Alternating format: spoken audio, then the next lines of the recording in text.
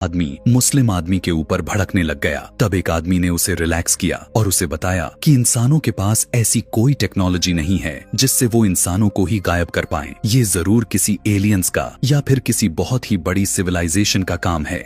यहाँ इनके प्लेन का विंग भी बुरी तरह से हिल रहा था। ये रिपोर्टर एयर होस्टेस को बुलाकर यह सब दिखाता है और एयर होस्टेस ये सब पायलट को बताने को कहती है। तो रिपोर्टर इसकी पिक्चर लेकर पायलट के पास आ जाता है जो कि क्लोई के डैड थे। क्लोई के डैड ने बताया, असल में हमारा विंग डैमेज हो गया है जिसकी वजह से हमें लैंडिंग करने में काफी मुश्किल होगी। पायलट को खुद इंस्पेक्शन करने की जरूरत थी लेकिन कॉकपिट में दूसरा पायलट नहीं था, तो इसीलिए दोबारा कैमरामैन को यानी इस रिपोर्टर को ही कहता है कि जाकर पोजीशन चेक करके आओ। इस बार रिपोर्टर ने देखा कि विंग में से फ्यूल निकलकर वेस्ट हुए जा रहा था। इससे पहले कि वो ये बात आकर पायलट को बता पाता, यहाँ पर एक लेडी बहुत ही ज्यादा पैनिक हो जाती है। वो रोने लग गई और कहने लग गई कि मुझे वहीं जाना है जहाँ पर मेरा बेटा गया है। रिपोर्टर उसे संभालने में लग गया था और इसी दौरान प्लेन के इस विंग में आग लग जाती है। दरअसल यह आग लगातार फ्यूल के निकलने की वजह से हुई थी। इस आग को देखते हुए पैसेंजर्स और भी ज्यादा घबरा गए थे। सबको रिलैक्स करने की बजाय रिपोर्टर जाकर पायलट को बताता है कि अब उस विंग में आग लग चुकी है। पायलट ने बताया, मैं इसे बुझाने के लिए कुछ नहीं कर सकता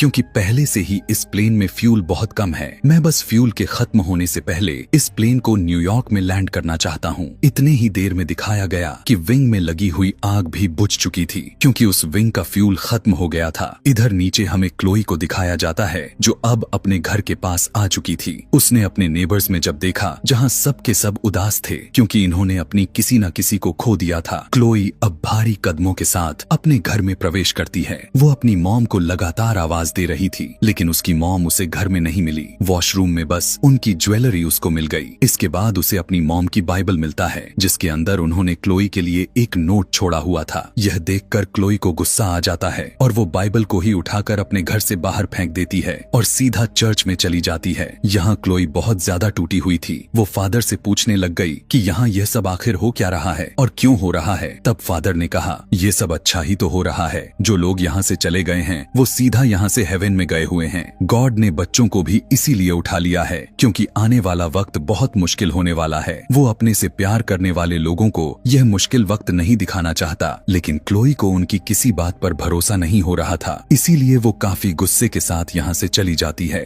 ऊपर क्लोई के डैड को देखते हैं जो अब प्लेन में काफी उदास हो गया था। उसे अपने को पायलट की वॉच मिली जिसे उठाकर उसने देखा तो उसके अंदर जॉन 3:16 लिखा हुआ था। यह बाइबल की एक श्लोक थी जिसमें बताया जाता है कि लोग गॉड पर विश्वास करते हैं। इतने ही देर में यहाँ की एयर होस्टेस भी एक नोट लेकर आती है जिसमें बाइबल की उसी श्लोक के बारे में लिखा गया था, जिसे पढ़कर पायलट समझ गया कि गॉड ने अपने ऊपर विश्वास रखने वाले सभी इंसानों को उठा लिया है और शायद उसकी वाइफ भी जा चुकी होगी। इतने में प्लेन के अंदर एक औरत ने सबके ऊपर गन पॉइंट कर देती है क्योंकि इसे लग रहा था कि यह सब उसके हस्बैंड ने ही किया है, उससे उसकी बेटी को चुराने के लिए। यहाँ सभी उसे रिलैक्स करने की कोशिश करते हैं और वो औरत मूवी के स्टार्ट में जो ड्रग लेकर बैठी थी वो उसे बताती है कि मैंने बचपन में बाइबल में पढ़ा हुआ था कि एक दिन ऐसा आएगा कि यहाँ गॉड आएगा और अपने से प्यार करने वाले लोगों को इस दुनिया से उठा लेकर चला जाएगा। मैं जानती हूँ यह सारे लोग हेवन में चले गए हैं। यह सुनकर वो गन वाली लड़की पूरी तरह से टूट जाती है और सभी से कहती है कि मैं अपनी बेटी के बगैर जीवित नहीं रह सकती। वो उसके बगैर जीने का सोच भी नहीं सकती थी, इसीलिए वो अपने आप को शूट करने की सोचती है। लेकिन यहाँ पर वही रिपोर्टर उसे किसी तरह रिलैक्स करवा देता है। अब रिपोर्टर कॉकपिट के अंदर आ जाता है जहाँ पर पायलट एयरपोर्ट से कांटेक्ट करने की कोशिश कर रहे थे।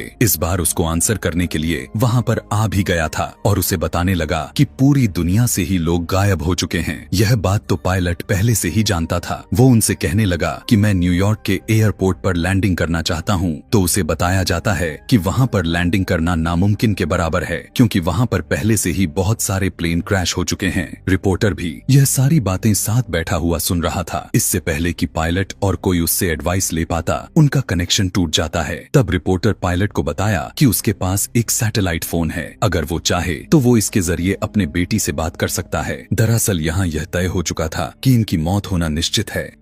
पायलट इस टाइम बहुत ज्यादा इमोशनल हो चुका था। वो बताने लगा कि आखिरी बार मैं अपनी बेटी से माफी मांगना चाहता हूँ। वो इस टाइम वो अपने हाथ में उन टिकट्स को देख रहा था जो उसने अपनी बेटी को दी हुई थी। वो बताता है कि क्लोई चाहती थी कि मैं और मेरी वाइफ अच्छे से एक साथ रहे। हमारा रिलेशन खराब था जिसमें मेरी वाइफ की कोई गलती नहीं थी, सिर्फ मेरी ही गलती थी। मेरी वाइफ जब भी गॉड की बात करती तो मैं उससे लड़ पड़ता था। अब यहाँ पर क्लोई को देखते हैं जो उदास ब्रिज पर चल रही थी। उसे लग रहा था कि अब उसके फैमिली में कोई भी जिंदा नहीं बचा और उसे भी अब जिंदा नहीं रहना चाहिए। यह सोचते हुए वो ब्रिज के ऊपर चढ़ जाती है और सुसाइड करने ही वाली थी कि अचानक उसका मोबाइल बज जाता है। दरअसल उसे उस रिपोर्टर ने ही कॉल की हुई थी। वो उससे कहने लगा कि तुमसे तुम्हारे डैड बात करना चाहते हैं। क्लोई के डैड अपनी बेटी से कहने लगे, क्लोई मैं तुमसे बहुत प्यार करता हूँ और जो भी मेरे और तुम्हारे मॉम के बीच था उसमें तुम्हारी मॉम की कोई गलती नहीं थी। यहाँ पर पायलट अपनी बेटी को यह भी बताते हैं कि वो लोग अब प्लेन को लैंड नहीं कर सकते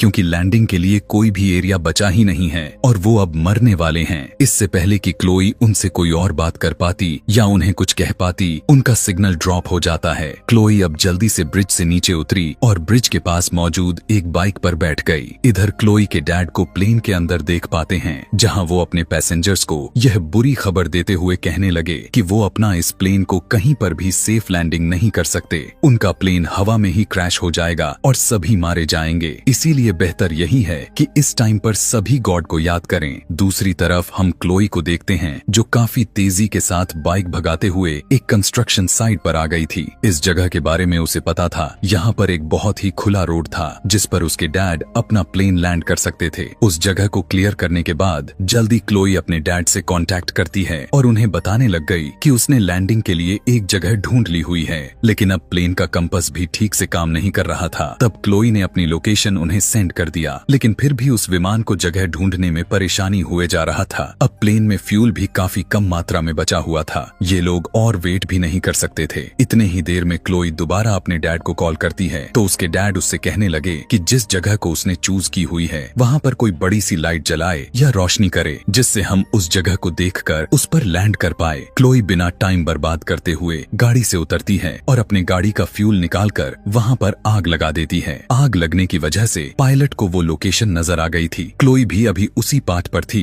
जहाँ पर उस प्लेन को लैंड करने वाले थे। वो तेजी से ट्रक से आगे बढ़ ही रही थी, लेकिन तभी उसका ध्यान पीछे लगी आग पर चल गया जो कि बहुत ज्यादा भड़क उठी थी। इसी सब में उसके ट्रक का एक्सीडेंट होकर वो साइड में ही फंसे रह जाती है और प्लेन भी काफी करीब आ चुका था। प्लेन नीचे आते हुए कुछ केबल से टकरा जाता है, लेकिन अच्छी बात तो यह था कि उसकी वजह से प्लेन को कुछ नहीं हुआ, लेकिन प्लेन का वो विंग जो डैमेज था वो अब जमीन से टकराने ही वाला था। ऐसे में धमाका बहुत ही दर्दनाक हो सकता था, लेकिन पायलट ने यह भी बचा लिया और फाइनली अपनी क्रैश लैंडिंग करवा दी। प्लेन तेजी से आगे उस तरफ बढ़ रहा था जहाँ क्लोई ट्रक के अंदर फंसी पड़ी थी। क्लोई बहुत ज्यादा घबरा चुकी थी। उसने अपना सर नीचे कर लिए, लेकिन किस्मत से प्लेन सीधा उसके ऊपर से गुजर गया था और उसे कुछ नहीं हुआ। अब यहाँ सामने एक गैस टैंक था जिससे प्लेन टकराने ही वाला था। अगर प्लेन उससे टकराता और गैस टैंक में भी धमाका हो जाता तो ये सारे लोग भी मारे जाते। इससे पहले कि ये पूरा प्लेन उस गैस टैंक से टकरा जाता, पायलट प्लेन को सुरक्षित तरीके से उतारने में कामयाब हो जाता है। प्लेन के अंदर सभी पैसेंजर सेफ हो चुके थे। यह देखकर एयर होस्टेस को बहुत ज्यादा खुशी होती है। वो फौरन ही इमरजेंसी स्लाइड खोल देती है। तेजी से सभी पैसेंजर्स बाहर आ जाते हैं। अब वो रिपोर्टर और क्लोई का डैड पायलट भी प्लेन से बाहर आ चुके थे, जिन्हें देखकर क्लोई सबसे पहले जाकर रिपोर्टर को गले लगाती है और अपने डैड को उनकी वेडिंग रिंग देती है। ये लोग अब यहाँ टेंशन में खड़े हुए शहर की तबाही देख रहे थे। इन सभी को बहुत ही ज्यादा डर लग रहा था। क्लोई के डैड ने कहा, बस यही दुनिया का अंत है, जिस पर उसकी बेटी ने कहा, नहीं, ये तो अभी तबाही शुरू हुई है उसकी। ऐसा कहते ही यह पूरा कहानी यहीं पर खत्म हो जाती है। ऐसे ही और भी मूवी एक्सप्लेनेशन वीडियोस देखने के लिए नीचे कमेंट में नेक्स्ट लिखना ना भूलें। Thanks for watching.